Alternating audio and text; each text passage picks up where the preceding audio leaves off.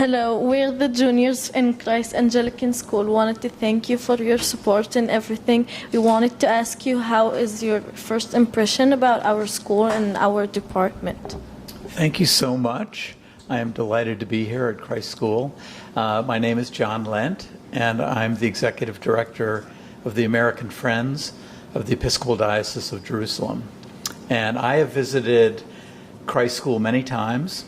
It has a very special place in my heart, and we are delighted to be able to support your work as videographers, as documentarians, of film editors. This is such important work for young people in Nazareth and Israel, and we are so pleased to be able to help you.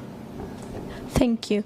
What do you think about freshmen who wanted to go into this department? This department starts when we are sophomores, so what do you tell them? I think that the work that you're doing in this class is the future.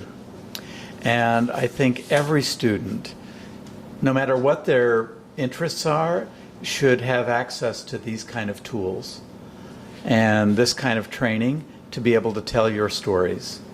To be able to tell your stories to your neighbors, to your families, and to the wider community. Where are you from?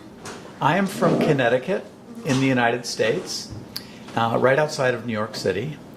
And I travel to Israel and Palestine and Jordan to visit the institutions of the diocese about 4 times a year.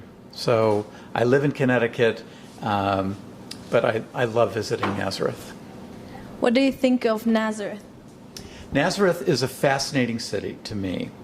It's fascinating because of its history, but also I am so interested in the identity of young people in Nazareth.